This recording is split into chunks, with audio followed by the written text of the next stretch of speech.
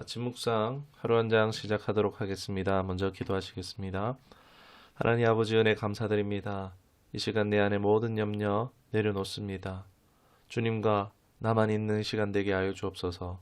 어떤 것도 방해치 못하길 원합니다. 세상 무엇보다 주님과 함께하는 것보다 우선되는 것은 없습니다. 오늘 나의 날로 살아가는 것이 아니라 주의 날로 살아가기를 원합니다. 오늘 나의 삶에 임하여 주시옵소서. 동행하며 나와 함께하여 주시옵소서. 더욱 주님께로 인도함 받기를 원하고 우리 구주 예수 그리스도 이름으로 기도드리옵나이다. 아멘. 오늘 함께 하실 말씀은 사사기 8장입니다. 27절 한 절의 말씀을 보도록 하겠습니다.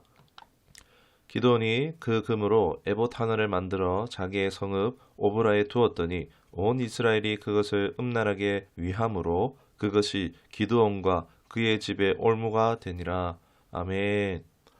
앞서 다른 사사들의 이야기 같으면 이스라엘에 구원이 임했더라라고 여기서 끝났어야 되는데 8장에서는 문제들이 발생합니다. 근데 그 문제의 중심에 누가 있느냐? 바로 기드온이 있습니다. 어떤 문제가 있는지, 왜 이런 문제가 발생했는지 한번 살펴보도록 하겠습니다. 사실 하나님이 기드온을 통하여서 미디안 손에서 구원하시는 일은요, 7장 22절에서 끝이 났다는 것입니다. 하나님의 빛나는 승리였어요. 전쟁은 여기서 끝났어야 하는 것입니다. 그런데 그 이하로 여호와라는 이름은요 등장하지 않습니다. 잠깐 8장 5절에 상투적인 표현에 나올 뿐 하나님은 등장하지 않는 것을 우리 볼 수 있습니다. 7장 23절 이하로 이제 불필요한 전쟁이 펼쳐진다는 것입니다. 여러분, 하나님이 몇 명만 전쟁에 참여하라 했습니까? 300명입니다. 그것도 용사가 아닙니다. 겁쟁이들입니다.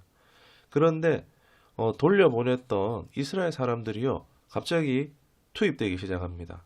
그리고 7장 24절에 보면은 기어이 기드온이요, 사람들을 불러 모으고 있습니다. 하나님이 금지시했던 일을요, 기어이 하고 마는 것입니다. 군대를 불러 모은 것입니다. 하나님의 의도하신 전쟁과는 이제 거리가 멀어지고 있는 것을 볼 수 있습니다. 당연히 문제가 발생하기 시작하는데 8장 1절에서 3절까지 내용이 어떤 문제인지를 잘 보여주고 있다고 할 수 있습니다. 기드온과 에브라임이 다툼이 생깁니다. 왜 우리 미리 안 불렀냐? 야, 기드온, 너만 이 전쟁에 공을 독식하려고 했냐? 야, 누구 공이 더 크냐? 라고 하는 것입니다. 이게 누구의 전쟁이냐? 지금 기드온에게 경쟁적이며 시비 거는 모습을 볼 수가 있습니다. 여러분, 이 전쟁은요, 여호와 하나님의 전쟁입니다. 그러나 기드온은요, 자기를 위한 전쟁으로 여기고 잘못된 방향으로 가고 만 것입니다. 왜요? 자신의 위상, 입지를 다지기 위해서, 명예욕을 위해서, 공로와 업적을 세우기 위해서 전쟁을 끝내지 않았던 것입니다. 그 방백의 지도자를 잡기 위해서 끝까지 쫓아갔던 것이죠.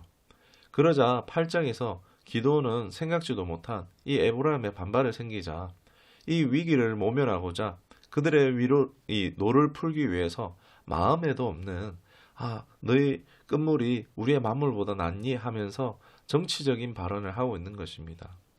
지금 이러한 말은 잠깐 상황을 모면했을 뿐이지 지파 간의 균열이 이미 생기고 만 것입니다. 이 균열은요, 뒤로 갈수록 더 심해지는 것을 볼 수 있을 것입니다. 어떻게 해요? 모두 기드온의 욕심으로 본질을 흐리고 만 것입니다.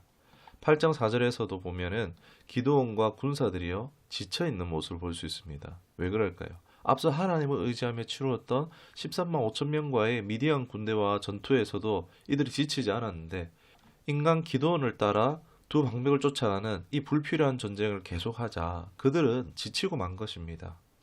기드온은 이 목적 없는 전쟁을 지속하고자 숫곳에 있는 동족들에게 도움을 청합니다.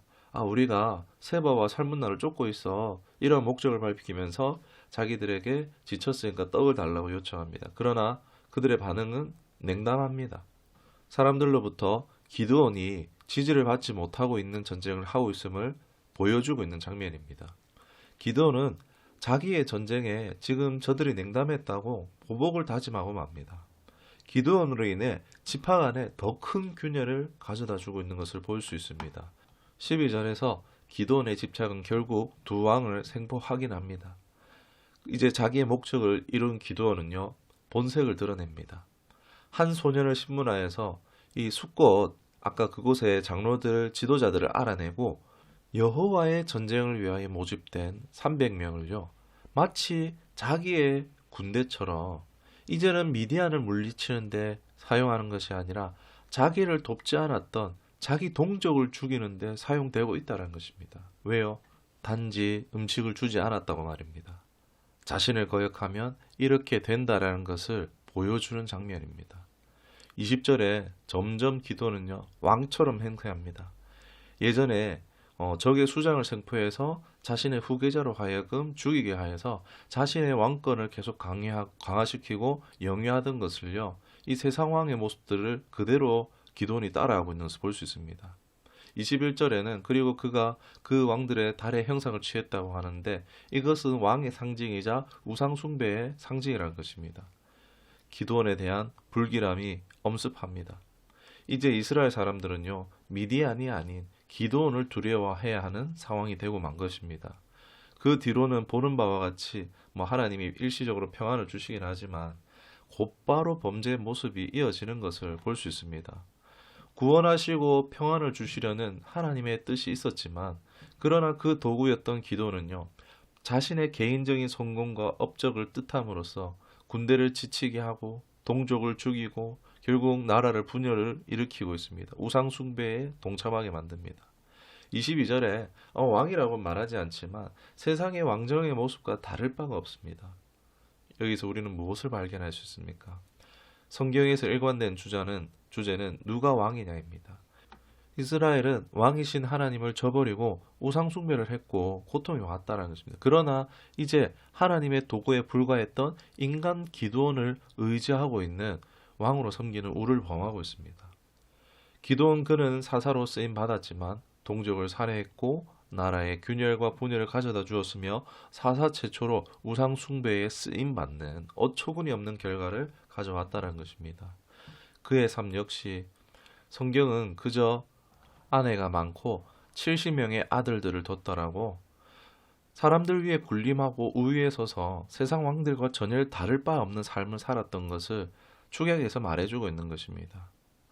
갈라디아서 3장 3절에 너희가 이같이 어리석느냐 성령으로 시작하였다가 이제는 육체로 마치겠느냐 말씀하고 있습니다.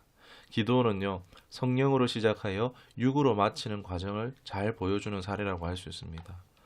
성경의 로마서 12장 2절에 변화를 받아 새 사람이 되어야 하는 이유가 바로 여기 있다고 할 수 있습니다. 우리의 중심이, 우리의 영이 변함을 받지 않으면요, 성령으로 시작했더라도요, 육으로 마칠 수 있다는 것입니다. 우리의 중심에 누가 왕이냐, 누구의 통치와 다스림 가운데 있느냐는요, 우리에게 있어 너무나 중요한 주제입니다. 사사기 8장은 기드온의 이제 일대기를 다루고 있으면서도 그러나 여기서 말하고 있지 않지만 말하고 있는 내용이 있습니다. 뭐냐? 하나님이 왕이 되어야 함을 말해주고 있습니다. 그것이 너희들에게 참 평안이요, 구원이요, 생명이요, 복이라는 것을 말해주고 있는 것입니다. 우리가 자기 중심에서 하나님의 중심의 삶으로 새롭게 되어지는 은혜가 있어지기를 주님의 이름으로 축원합니다. 나를 내려놓는 것이 죽기처럼 어렵지만 그러나 나를 위해서 죽으신 예수 그리스도를 끝까지 우리가 바라보고 나아갈 때에 예수 안에서 우리는 승리하게 될 것입니다. 구원과 생명과 평안과 복 되신 주님의 은혜가 저와 여러분의 삶에 임하기를 주님의 이름으로 축원합니다. 기도하겠습니다. 하나님, 참 하나님의 나라가 우리에게 임하여 지기를 원합니다. 하나님의 나라는 하나님의 그 선하신 통치와 사랑의 다스림이 있는 그 다스림입니다. 오늘날 하나님의 통치가 우리 삶 가운데 경험되어지지 못하는 이유가 무엇이겠습니까? 기드온의 일대기에서 보듯이 외적인 이유가 아니라 내적인 문제, 바로 자기 중심을 버리지 못하기 때문임을 발견합니다. 성령으로 시작했다가 육으로 마치는 어리석은 인생이 되지 않기를 원합니다. 성령님, 우리를 붙드시고 가르치시고 인도하여 주시옵소서. 주의 종이 듣겠습니다. 날마다 예수 안에서 죽고 예수 안에서 참되게 사는 은혜가 있게 하여 주시옵소서. 구원과 생명과 평안과 복 대신 온전한 하나님의 나라가 우리의 삶 가운데, 가정 가운데에 이루어짐을 보게 하여 주시옵소서. 감사드리며 우리 구주 예수 그리스도 이름으로 기도드리옵나이다. 아멘.